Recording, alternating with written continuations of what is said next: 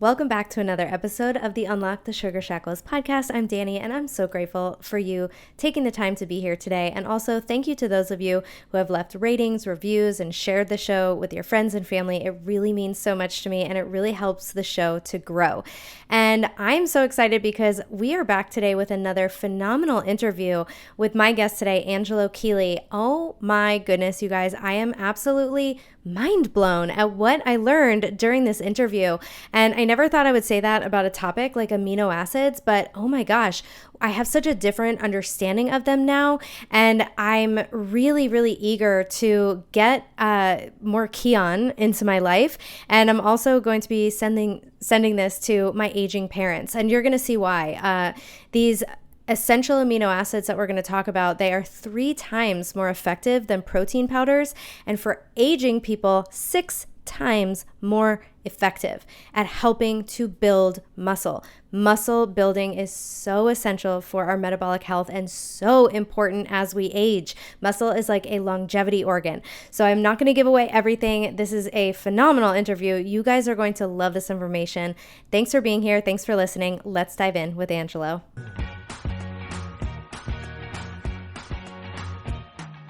Angelo, thanks for being here on the Unlock the Sugar Shackles podcast. I'm super excited to chat with you again. Thanks, Danielle, for having me. Yeah, we met up in real life first, which is rare. And we met up in Denver, Colorado. And you were telling me all about Kion aminos, and my mind was like blowing. I mean, it's just such a cool tool, and I just learned so much from you. So I'm so excited to welcome you onto the podcast. But I'd love to kind of start with your story and how you got into learning all this about protein, amino acids, and what brought you here today. Well, I was honestly just lucky to be born into a family that valued this kind of stuff. I was born and raised in Austin, Texas, and I just turned 40, so this is the 80s.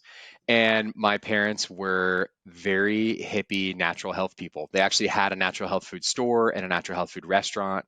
My dad had been an importer of botanicals, so things like echinacea and chamomile and things like that in the 70s. So they were like, very Ahead of early their hippie time. natural food type people. Yeah, so yeah, I was just born eating, all organic, whole foods. We, didn't take like over the counter medicines or drugs. I didn't get a birth certificate till I was 7. So it was like pretty I was born at home. I didn't get a haircut till I was 9 actually either. So it was like very yeah, just like natural hippie kind of life. That Can I just said, comment on one thing? Sorry. yeah. You have a very nice, lovely, wide, like jawline. Like your jaw is well developed. And it's like I have this narrow face here. I'm looking at our faces side by side. And it's like you have this nice, wide palate and you have space for all your teeth. I had braces twice, like my palate's too narrow. And that's the difference. I grew up on Trick cereal and amoxicillin, so real different upbringing, but I love hearing it. It's like you're one of the few. Yeah, so it's I feel blessed that I got that experience. But I think every path, has its own opportunities and advantages. And my parents also though were really interested in protein nutrition. They I think partly it's because they chose to be pescatarians. And so that meant it was largely eating plant-based proteins, dairy, eggs, and some fish. And in choosing to do that, they were very aware that plant proteins are not complete proteins oftentimes on their own. So you need to be more thoughtful. You need to combine different types of protein sources together to get a complete amino acid profile. So that's actually something we talked about as a family. Like I knew that as a little kid, like, oh, I have to make sure I eat my lentils with my rice, like I need to eat them together because it doesn't eat, it's not like an egg that is complete on its own. And we took some things like protein powder, and I got exposed to amino acids and was given those as a kid. And yeah, so it's just kind of unique upbringing in that way. At the same time, maybe different than your childhood. I just took it for granted. I didn't know. Like, I mean, I knew, I think once I got to elementary school, like how weird we were, and that like other people got gushers and fruit roll ups, and I had like, you know, fruit and broccoli and stuff like that. But as I got older and went through adolescence, I experimented and I started going to Taco Bell with friends and McDonald's and trying all those things. And probably in similar spirit to my parents being like entrepreneurs, I was definitely more like wild and manic and social, and I wasn't kind of like the perfect student in high school, and I got into a lot of trouble. I unfortunately got into drugs, and I had an experience when I was 16 and a half where I took too much LSD. I had a very bad trip. Um, Basically provoked like a psychotic break. I was really scared. I was not in the right neighborhood, and I unintentionally provoked a fight with people that were much more hardcore than me. And so they stabbed me multiple times in the back and stabbed me in the knee and severed my patella tendon. I have a huge scar down my abdomen. Like I had to have emergency abdominal surgery. And then they beat me to, almost to death.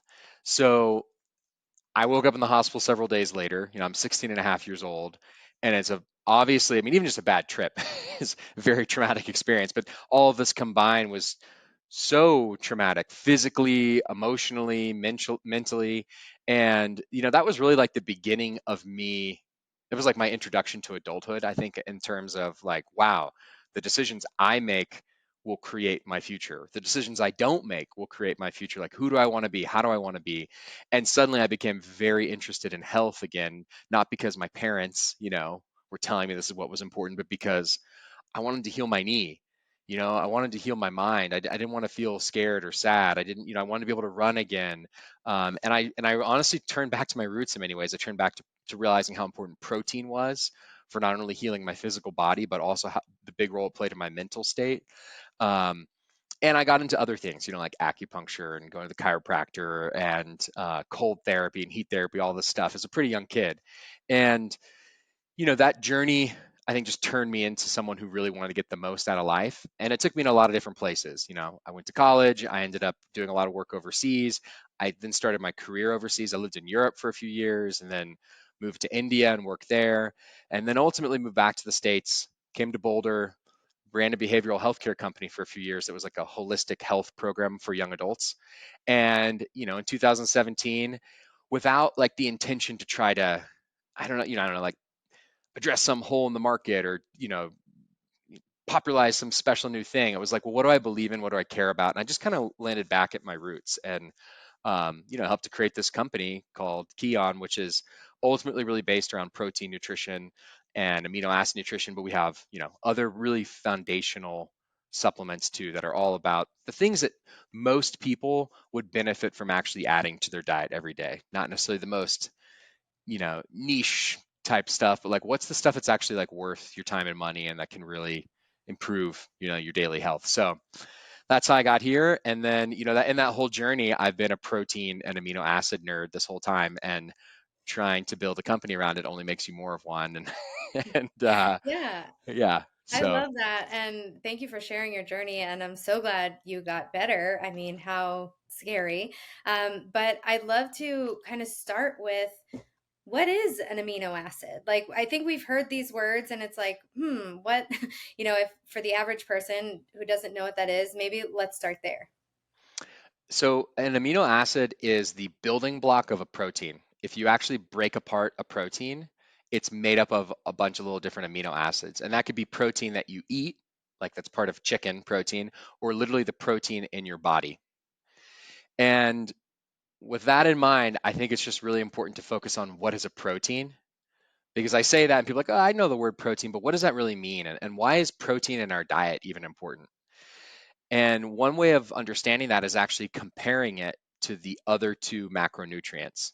So there's micronutrients like vitamins and minerals that you find in vegetables and meats, etc. But then there's these three macronutrients, the bigger, more important nutrients, which are carbohydrates, fat, and protein. And carbohydrates and fat actually can play a similar role in the body. They're fuel, and you can choose your fuel source. But you consume carbohydrates, you consume fat, and your body converts them into ATP, which is your natural fuel source. So it'd be like gasoline that you put in your car, or diesel that you put into a car, or if you charge a car from an electrical outlet and it's like an electric car, like these are different types of fuel sources you put in. Similarly with your house, you might buy electricity from a grid or have solar panels or use natural gas. These are just different energy sources to fuel the house. Protein can be used as an energy source, but that's not its primary role. Its role is to actually help you rebuild your body. So if we go back to the car, the house analogy, instead imagine like you got in an accident and you lost the rear view mirror and you need to replace that rear view mirror. What are you going to use to do that? You need like metal, plastic, etc. Protein is what how you actually would rebuild that in the body. Or similarly, you want to remodel your house. You want to redo your bathroom inside the house, right? You can't just buy more natural gas and electricity from the grid. You actually need the raw materials to rebuild that. So the way that that works is that in our body, over half of us is water. I think that's like a common kind of cliche, but understood thing that lots of people know. Well, the part that's not water, the part that's solid, like if I touch my body and I can feel my tissues, over half of that is proteins. And those proteins make up things like your vital organs, your liver, your kidneys, your heart, your spleen, but they also make up things like your skin, your hair, your nails, your eyes, your lips, your nose, and not surprisingly, your muscles. Your muscles are made up of proteins. But the way that proteins function in nature, and this is in our body, is that they do not last forever. A protein only lasts for a certain amount of time until it's no longer as functional. And so then what happens is it breaks apart. And when that little protein in my body, like say there's a little piece, there's millions of proteins in my body, but there's a protein that makes up a part of my skin. When it breaks apart, what happens is it breaks apart, and what you see is, oh, it was made up of these 20 little amino acids. And some of those are still useful. So again, if you go back to the analogy of like your house, like let's say you're redoing your bathroom and there's stuff that like has to go. The toilet's old, you're going to get rid of that. But like the door is still pretty good. I could reuse the door, right? So there's some of the materials are still good.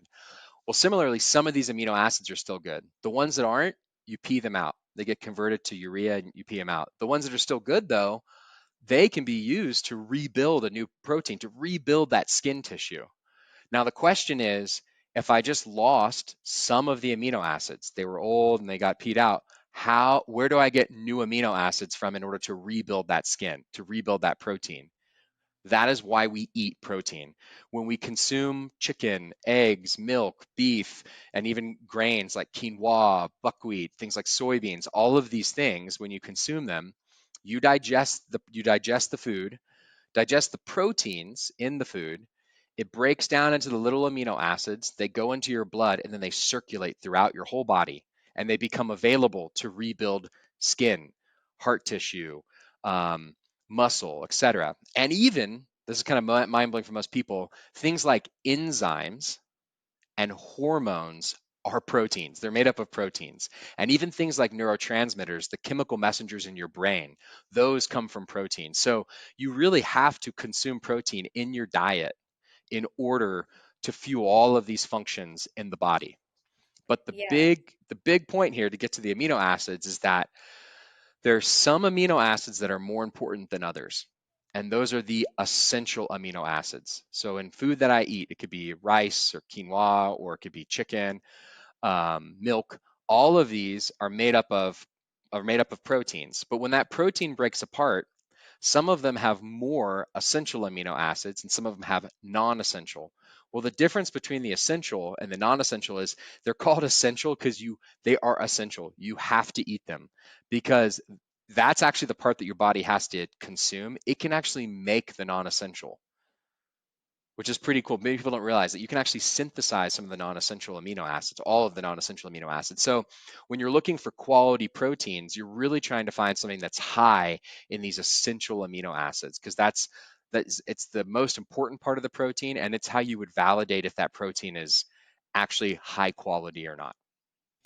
Wow, that's such great information. And that's something that I teach my clients, that proteins are these are the building blocks, and that the carbs and fats are energy sources. And a lot of people do a really good job of, some people get in their protein. A lot of people here, they listen and they know, okay, protein's number one, and then they lower their carbs, but then they're not increasing fat, and then they have no fuel. So Mhm. sometimes that's what I see with people. And then some people don't have enough of the proteins and the building blocks. And I'm sure we can talk about later, like what would maybe cause someone to need more protein than the average person.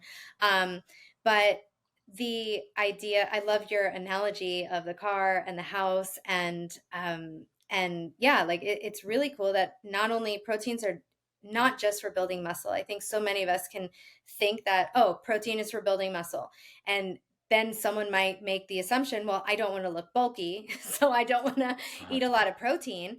And just like you said, we need these things to make enzymes, neurotransmitters, hormones, even hemoglobin in our blood. Everything is made of protein. So we need that to rebuild, and especially like those damaged cells. So as you were talking, it made me think about your healing that you had to do from this injury, and probably how many proteins and different amino acids your body needed to help heal. So, yeah, that I could see that connection. Yeah, and that's a great example of a time when you need even more amino acids is during a time of injury.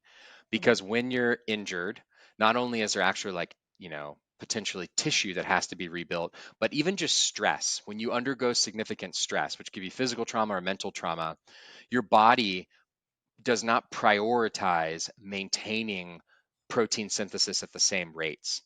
And so actually that's why you can start to have lowered function and all these different things that depend on protein synthesis, including maintaining lean muscle when you get injured. And so it's actually a really important time when you need to be increasing that essential amino acid intake even more. Yeah, yeah, that's great information. So, what are some good sources of these essential amino acids? And then I also wanted to ask, like, what happens if we're not getting these amino acids in and they're essential? Like, what's happening to the body Mhm. when that happens? Well, I'll answer the first question first. I mean, the second question first, because I think it's pretty clear cut. Yeah. Um, if you don't get enough, you can have issues with all of these things that depend on protein. So if you're really not getting enough, you can have issues with like hair loss, problems with your skin, organ failure. Like ultimately, if you really do not have enough, you will die. Mm-hmm. Like you can't go on living without at least the bare minimum of these essential amino acids. But if you're looking for higher functioning, it's like it's going to affect your mood, fatigue, immune system function, lean muscle mass, just overall body composition. Mm-hmm. Um, so it's Probably hormones, hormones, yeah, neurotransmitters. hormone regulation, like Yeah. all these things. I mean, just like across Hmm. the board, like Yeah. it's one of those things that's it's so fundamental to so many bodily functions. It's like if something's not working and you're not feeling well in some way, like it's one of the first things you should think about. What is Yeah. my protein? Yeah, have I Getting been it. getting quality protein with sufficient essential amino acids in? And Okay, we can get to perfect. maybe later like how much is enough and what would be the Sure. right amount. But in terms of Yeah. but in terms of food sources, Sorry, I just really, had one quick question before yeah, that. Would our would our body like steal protein from our muscle if we're not yes, eating enough? that's a Okay. great So if that's we're over fasting and like not eating enough protein and like or super stressed, those are times where I kind of see people's muscles like go away. So is that what's happening there? That's exactly what's happening, and I love the way that you brought it up because lots of people don't realize this, that they think about muscle as this thing that makes you strong, like you can lift things up, or if you're an older person, like helps you just stand up, go on walks, like feel capable. Um, or maybe the thing that makes you look toned, like makes your arms look the way they want you to look. But in a very, very important, just overall bodily health manner, they are the reservoir of amino acids for the rest of your body.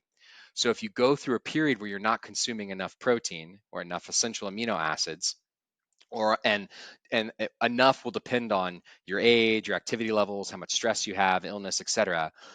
That is the one place in your body that can spare itself. Like for example, if my heart has proteins that are breaking down and that need to be rebuilt, what other, like, I can't spare proteins from my liver, I can't spare proteins from like my brain. The lean muscle mass is willing to spare itself. So you actually will break down the lean muscle mass in order to supply the rest of the body with amino acids. And that can happen um, obviously through like sustained stress, et cetera, but it can even just be induced from fasting. Extended periods of fasting, and really any kind of caloric restriction. It's not only fasting is like kind of the most provocative form, because your body really needs energy during that time period, and it also really needs amino acids to maintain the muscles. You're not giving it either, and so it starts to break down even more muscle in order to supply the rest of the body with amino acids. But any form of caloric restriction, which I think you gave a great example before, maybe you're eating enough protein, but then you cut out carbs, but you're not adding enough fat. If you go into caloric restriction, you're eating less calories than you need per day to function, which can be a great strategy to burn fat in your body, to get more fit. You will start to burn a much higher proportion. On a 30% caloric deficit, if you consume 3,000 calories a day and you cut 1,000 of them because you want to lose a couple pounds a week, you need 300% more amino acids, like way more amino acids, because your body's, like I said earlier, your body doesn't want to use the proteins and the amino acids as a fuel source, but it will. If you do not give it carbohydrates or fat, it will prioritize to use it as an energy source, and then it's not using those amino acids to build new proteins to build and maintain muscle. Wow, that's wild. So doing that can drastically lower your ability to put on muscle and probably eat away at your muscle, Yeah, right? eat away your muscle. I mean, that's probably like one of the biggest dangers, I think, of yo-yo dieting, and of people trying to make, aggressive cuts or be really excited about a diet and they want to do this thing, is they cut their calories, but they don't realize when I cut those calories, I'm not only, and I go on the scale, I'm like, oh, I lost 5 pounds, and I'm all excited. Like, you did not just lose 5 pounds of fat, likely. You also lost potentially, you maybe lost 3 pounds of fat and 2 pounds of muscle. Well, those 2 pounds of muscle are very hard. They're much harder to put back on. So if you're going to do that kind of um, caloric restriction, like just controlling what you eat in order to burn fat, you want to increase your essential amino acid consumption significantly. And in doing so, you can make it to where you only burn 5 pounds of fat, but you maintain all the muscle. So you lose the fat, but you don't lose the muscle. But you have to be eating significantly more essential amino acids through whole food protein nutrition, which we can get to. I think that's like the Yes. question we came to this through. But also through supplementation, it can be a really helpful way. Yeah. Okay. So let's start with the foods and Mhm. then talk about how we can supplement this because it sounds like it sounds like a great strategy for supporting some of this when you're having to increase your Yeah, proteins by, hundreds of percents. yeah. So, Yeah, so on the protein front, I think there's a few tools or kind of filters to think about protein sources through. Number one is going to be how digestible it is.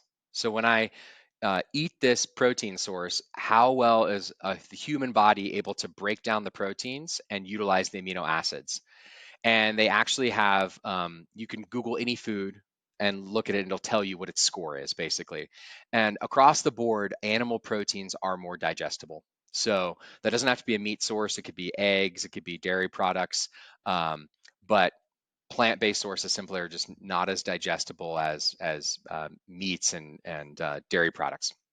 So um, it's like what I would just say is you're going to need to eat more plants. If you want to choose plants, you're going to eat more of them. If you're choosing animal protein sources, you can eat less of them and you'll get more out of it. The next thing you want to look into is, of that protein that is digestible, how much of it is essential amino acids?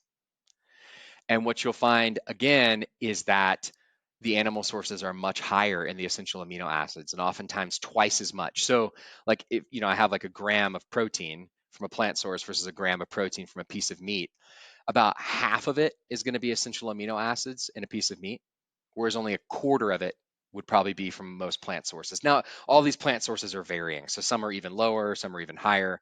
So then you realize, wow, it's not as digestible, and um, the actual concentration of the essential amino acids, the ones I most want, are not as high in it. So again, you're gonna have to probably eat even more plant proteins. Um, so the animal proteins win again. And then on the third level, it's really about, like, and this gets a little bit nerdier, but it's like, well, which essential amino acids are in it at what levels, which may seem kind of surprising, but literally the protein in an egg and the protein in chicken and the protein in beef and the protein in dairy do not have the same amount of each essential amino acid, and some are higher and better than others. It's a little nerdy, but like that's a reason why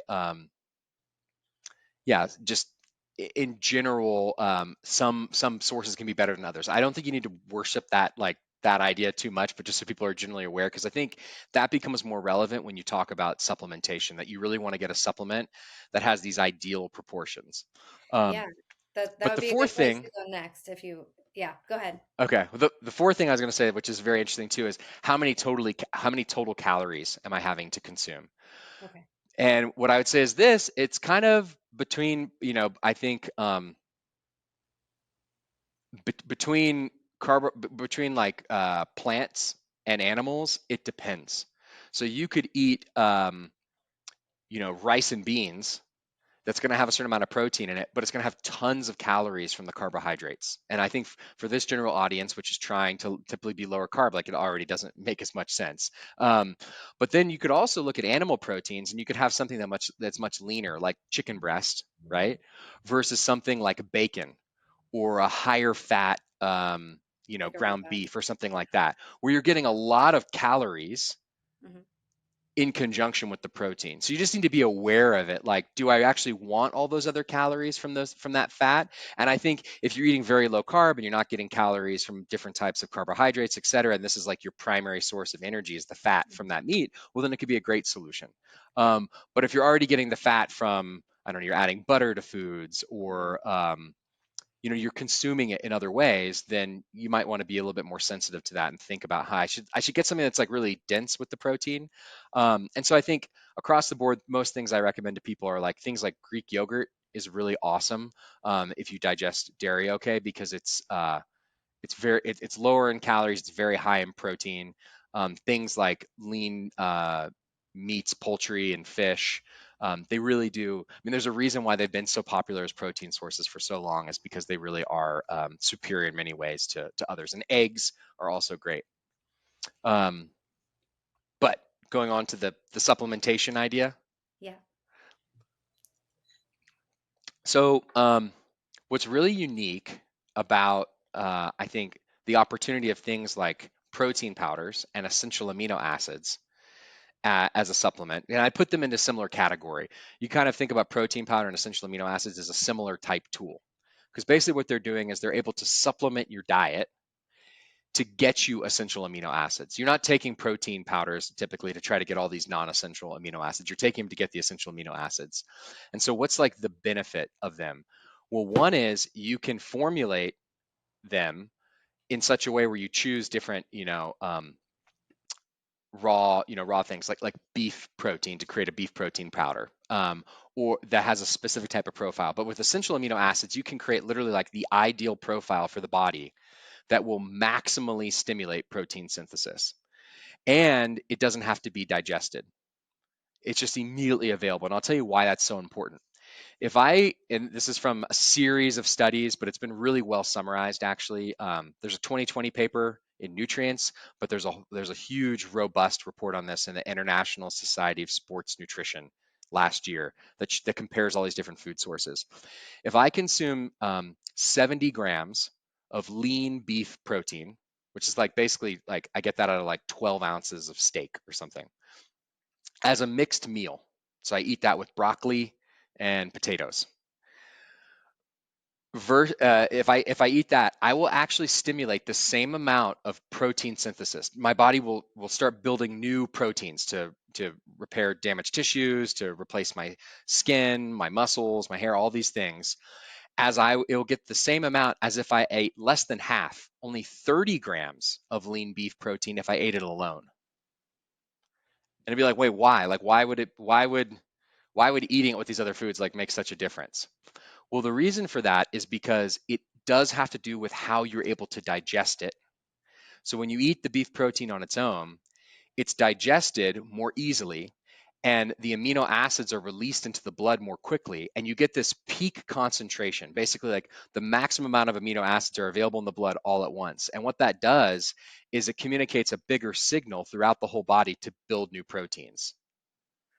Wow, that's super interesting. And Ye- that's really cool and kind of good for me sometimes because sometimes all I have is meat prepped and I'll just eat that and then I'll go, scavenge for something else. But yeah, that's really interesting information. And I can see how the digestion piece would really play a role with that. And yeah, like that idea, the peak concentration is sending out a bigger signal. So yeah, really cool. So And then so if you I'm sure take that's helpful if you supplement with it well, as well, well. Yeah. this is what I was going to say is then Yeah. if you compare that to a protein powder, when you compare that to a protein powder, the protein powder is like 3 times more impactful than that lean beef protein on its own.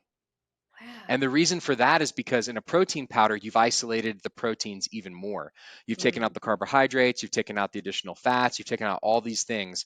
And so when you digest that protein powder, it it stimulates and even more amino acids are released into the blood even quicker. Wow. Yeah. And so when you think about, around meal times, like I think ideally, like eat. I tend to encourage people to eat at least 3 healthy meals throughout the day. If you like to fast, though, you want to combine meals, only do 2, however you like to do it. But like eat, several healthy meals throughout the day. But then when you're thinking about trying to get in those extra levels of protein, you can see like, oh, actually taking a protein powder would be more beneficial than just trying to eat one more piece of chicken or steak. Now, when we get to essential amino acids, and this is for a young, healthy adult. It's even more dramatic if we talk about people in their 40s, 50s, 60s. For a young, healthy adult, essential amino acids, if you have all 9 in these more ideal combinations, they're 3 times as effective as the protein powder. Sorry, 3 times as effective as the protein powder.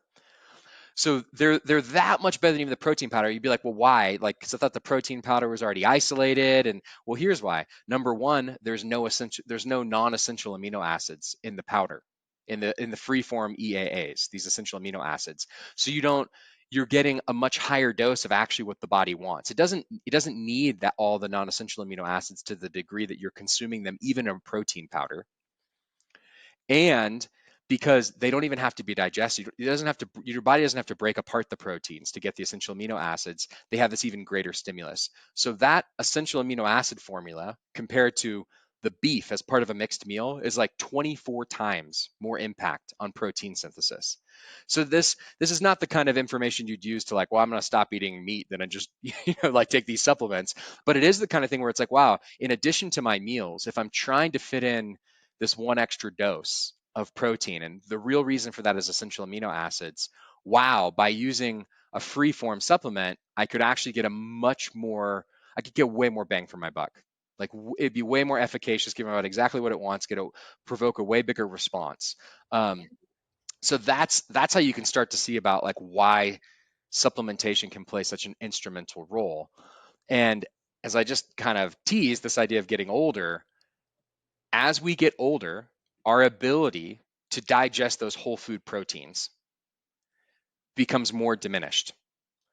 We simply can't break them apart as well. And our sensitivity to the profile of the amino acids and the proteins is not as sensitive. So we simply don't use the amino acids to like rebuild all of our skin. You can just think about it as we get older, like is our skin like tighter and more vibrant, or is it kind of like saggier and wrinkly? And it's because your body's not like, oh, I really want to rebuild these proteins. It's the reason why people think of taking things like collagen. Oh, it's going to provoke my body to try to rebuild these skin proteins better.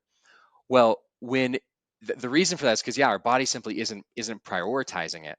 That said, when you take essential amino acids, it overcomes that resistance. So for a 60-year-old woman versus a 30-year-old woman, it's not just 3 times the impact of a protein powder. It's been studied to show that essential amino acids are over 6 times the impact of a whey protein isolate, or it's similar to like a beef protein isolate powder for women in their 60s in terms of stimulating protein synthesis.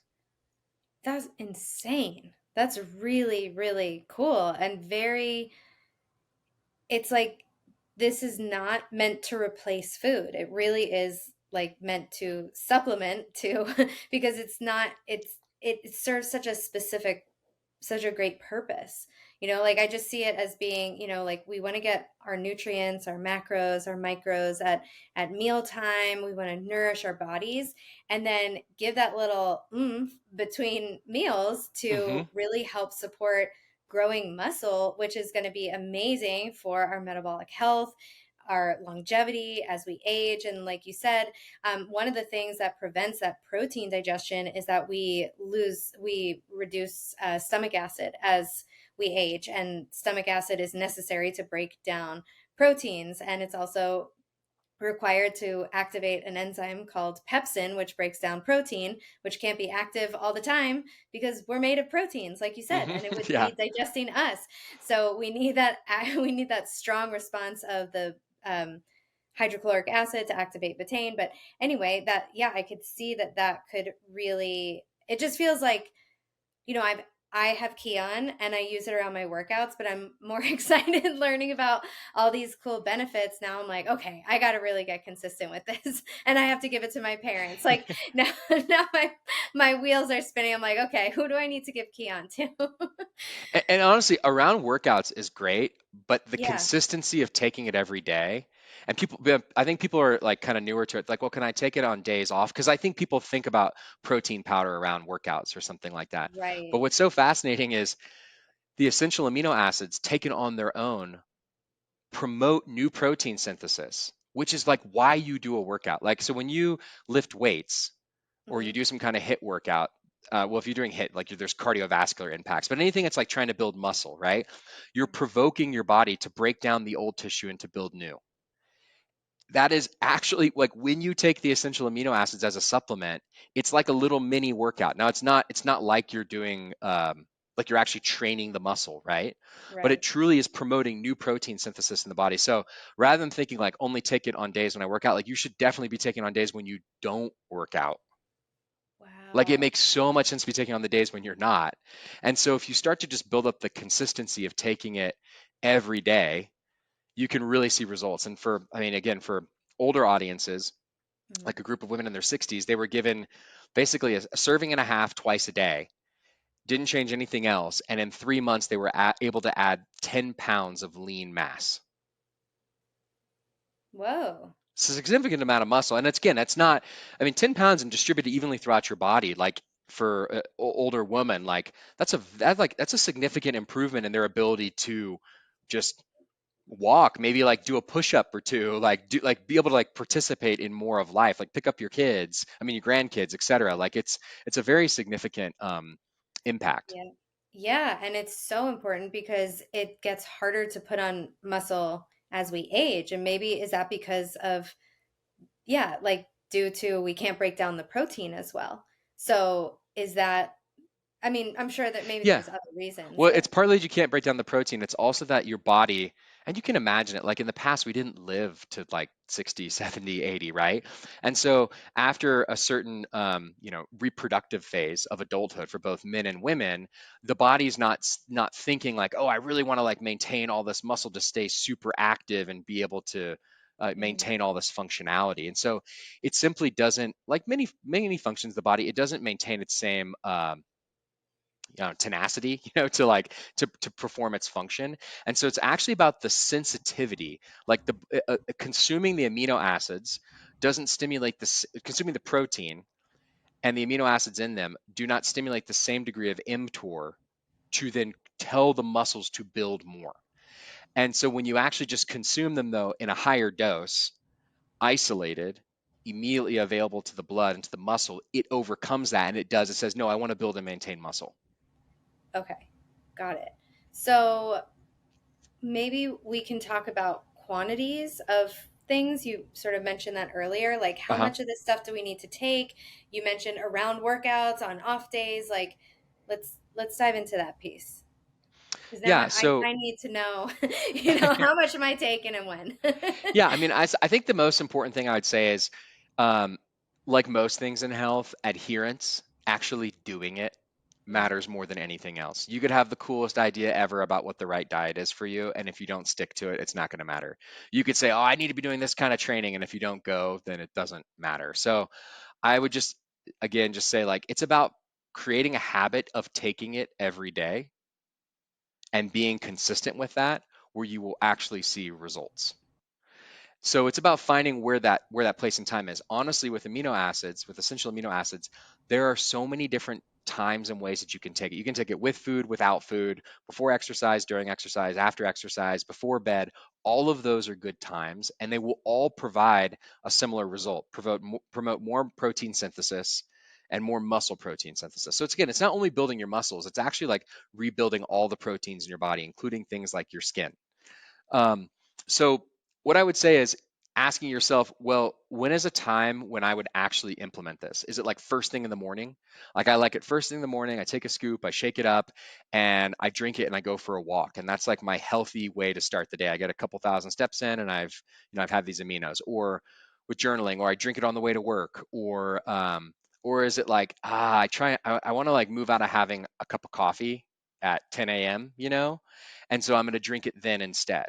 Or is it a drink that you actually, it's awesome to not have during meals because it's one more time of promoting protein synthesis, but also even having during a meal, if you drink it during a meal, it takes longer for the protein in the meat to break down, but you've just kickstarted this protein synthesis spike, so it'll actually make you utilize the proteins from the meat that you ate more effectively. It'll help you get more out of the meal itself. It's like a little mini workout, like right before you eat, kind of thing. So it's great to eat then. So I think it's like, when will you do it every day and actually build a habit? And then secondarily, it does improve exercise. It makes exercise easier. It reduces muscle fatigue. It improves the benefits. It really, like the protein synthesis spike from the supplement combined with it from the exercise itself, create more added benefit together than they would on their own. And it helps reduce, soreness and recovery periods. So it's awesome with exercise. But I would try to find a time during, at least one time during the day, when I take it consistently, and then also do it with exercise. In terms of Okay. like a max dosage, it's been studied to be like up to 20 servings per day are safe. So I don't think you're gonna overuse it.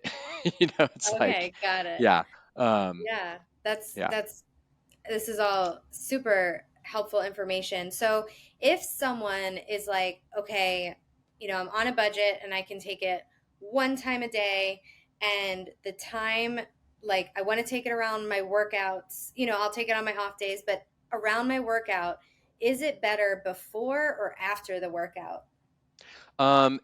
You get more benefit before the workout. Before. You get more Okay. benefit before the workout because a couple things. One is it literally promotes a higher muscle protein synthesis spike in combination with the exercise itself. That's Okay. the primary reason why it's better. Secondarily, you also get like the energy benefits from it. Like it'll help prevent the muscle fatigue. So you feel you're able to do more training. Oh, Even if you didn't do more training, it would still promote more protein synthesis, but you're able to do more typically, and you still get the recovery benefits. That said, if you forgot to take it beforehand, taking it after is totally fine too. And some people like to like reward themselves with it afterwards because some yeah, people really like the flavor. Like you do your workout and then you drink it afterwards, and it's like right. the So still refreshing good. treat, and yeah, it's still good Yeah. afterwards. Yeah, but it's more benefits taking it beforehand. Okay, cool. So, how does it? We started talking about other protein powders before. What makes this different than like a beef protein, or like what makes it different? So the first, it is only the essential amino acids. Okay. So there's multiple studies now showing that the essential amino acids are the active component that stimulate protein synthesis, and you Okay. do not need the non-essential amino acids in the Hmm. supplement or in the protein source in order to do so. So it's like very clear studies. Give people the essential amino acids and the non-essential. I was actually with a beef protein profile. So they actually gave them the essential amino acids and the non-essential amino acids that are in a beef protein profile. That's Hmm. bucket one. Bucket Hmm. two is only the non-essential amino acids, and bucket three is only the essential. Okay. Through this, the non-essential bucket showed absolutely no additional protein synthesis, Wow. and the essential and the non-essential combined gave the exact same amount as the essential amino acids. So it's very clear that like the non-essential amino acids in that beef protein powder are not giving you any added benefit for protein synthesis than Okay. consuming only the essential amino acids. Then when you look at it and you think about, wow, I can actually in this kind of formula, which our formula is like Keon's is totally open and it's based on the science. So if you're looking, we can talk more about this, but if you're looking for like, well, what are the right profiles, it is the Keon formula. It's based off of what they did for NASA, National Institutes of Health, senior studies, young athlete studies, etc.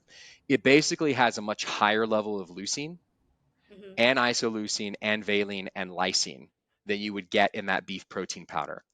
And by increasing those, that also induces a much larger amount of protein synthesis. So, in short, it is just, that much more effective gram for gram.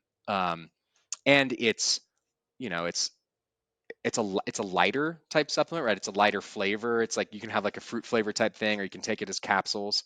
Um, so on that front, I don't know if you really like taking the beef protein isolate and like mixing it into some people make like foods with it, right? Like make pancakes or waffles or things like that. It's like an amino acid supplement is not as usable in that form, but you could put it in a smoothie, other forms like that. But yeah, I Yeah. think lots of people, I mean, number one, it's just more effective. And number two, I think its own profile as being, a capsule or a flavored powder is more appealing to many people. Okay.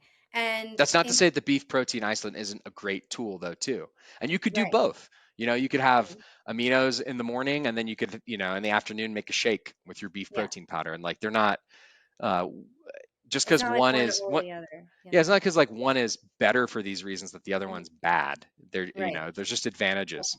Yeah. Okay, cool. And then in terms of like amounts of that, so one scoop of Kion is like a tiny scoop, or I take like 7 capsules of Uh-huh. like the supplement form, but then like a protein shake is a whole giant scoop, and you said that has less like of the leucine and other important uh, of these essential amino acids, so like a lower profile in like more stuff. So it just feels like is that one little scoop of Yeah, it's more valine enough? concentrated. I mean, it is more Wow. concentrated, right? I Okay. mean, it depends. I guess this so what you're identifying is that yes, you need way more of the beef protein isolate to equal the impact of the Keon aminos because it's only the concentrated form and it's a more ideal profile. So you need a lot more.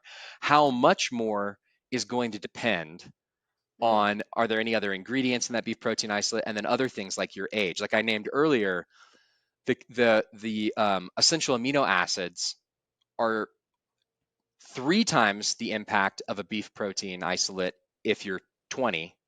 mm, They are 6 times the impact if you're 60. And I would say like a general rule, we don't have clear enough studies for like every single age, but basically if you're 50, it's 5 times. If you're 40, 4 times. If you're 30, somewhere probably a little bit more than 3 times. And it also depends if you're like, well, I think that's the simplest way of describing it. So it becomes that much more impactful the older that you are as well.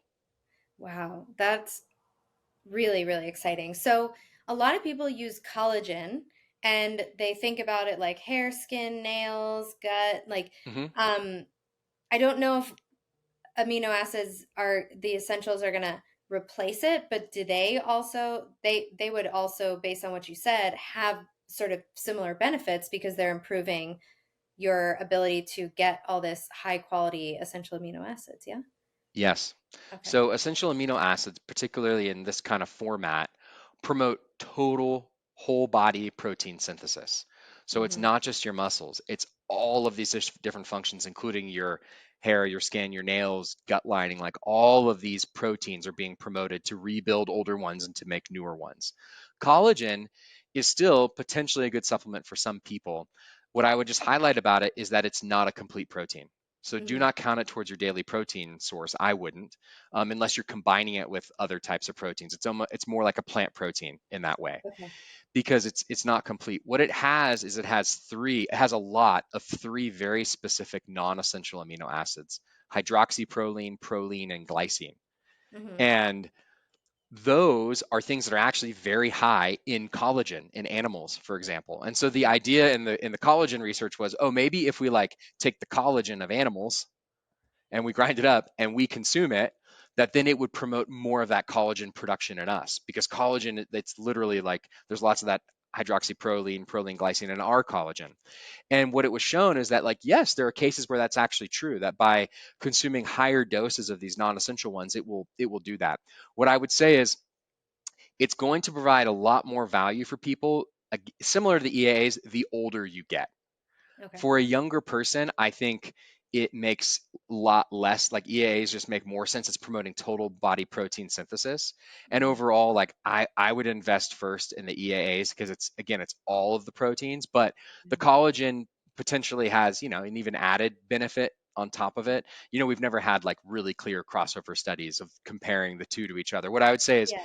EAAs have like hundreds of studies, collagen Oh, has many less. oh, EAAs okay, have been cool. studied to a much greater degree than collagen has. Okay, interesting.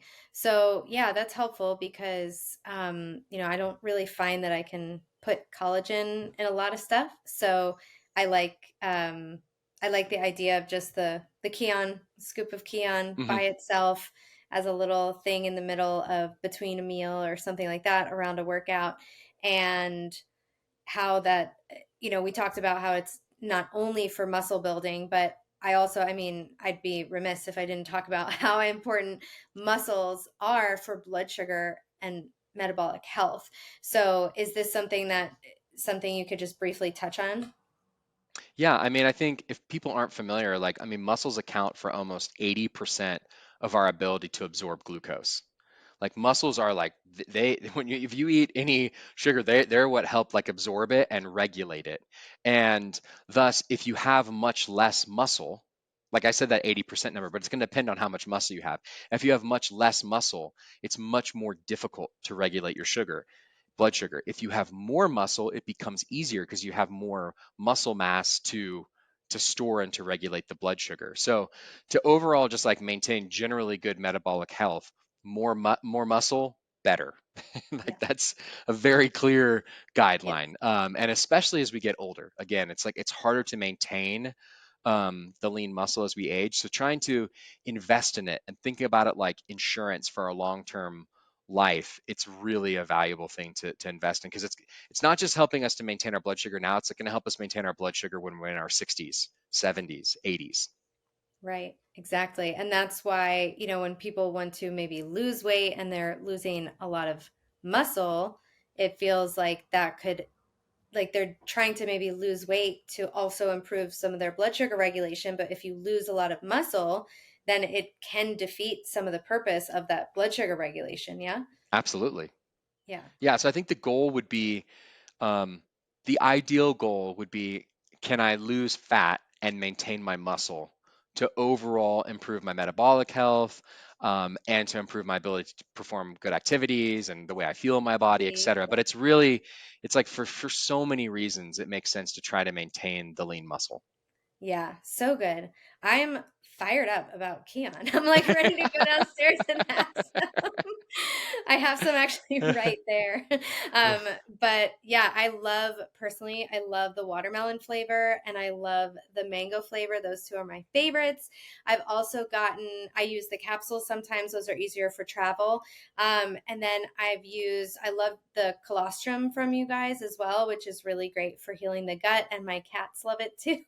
Sometimes if they like won't eat their food, I'll just like sprinkle a little colostrum on there and then they scarf it up. And I I think love it's that. good for them too to like heal their gut. Like some of the anything what I love about it is that it's animal based. And so they're cats, they're carnivores. So anything animal based I can give them like organs, like organ supplements and they're loving the colostrum, so that's great. Give them a little gut healing.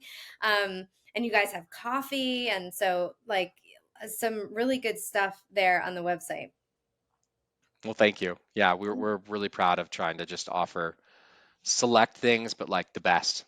Yeah, yeah, for sure. So, I am going to share the link for where you guys can get Kion at 20% off in the show notes, but it's getkion.com. That's KION/unlock, like unlock the sugar shackles. So getkion.com/unlock, and that's 20% off. So thank you guys for offering that code to my listeners. I'm really excited to I will admit I fell off the Kion train, but now because I know all this, I'm like, I'm back on the train. I am like the conductor of the Kion train now. This is what I it love feels it. I love it. like. So yeah, it feels like such a great, easy tool to, I mean, help so many things. Like it feels like I love when it's like, okay, I'm going to take this one thing, but it's got like 8 million benefits and all these ripple effects on things. Like, okay, by having these little aminos, I'm helping protein synthesis, which is like, oh, every single part of my body and my muscles and my metabolism and physique. And like, it's just like, wow, okay. So something like that that has these huge ripple effects, it feels like that would be something that I would prioritize if I only had, a little bit to, let's say, allocate to getting certain supplements. I mean, I feel like so many times people will say, well, I'm on all these supplements, but I don't really feel anything. Or like, I don't really like this having so many studies and so much research behind it. It feels like, oh, yeah, like maybe you don't necessarily feel it, but you said it's like it could give you energy. I mean, there's so many great reasons. So thank you so much for being here, for sharing. I really, really appreciate it. Thanks, Danielle. It's been really fun. Yeah, I love the nerding out stuff. So I'm all for it. So thanks again. And you guys head to getkion.com/unlock and try your Kions, aminos, and the watermelon, like I said, is the best one. So thank you.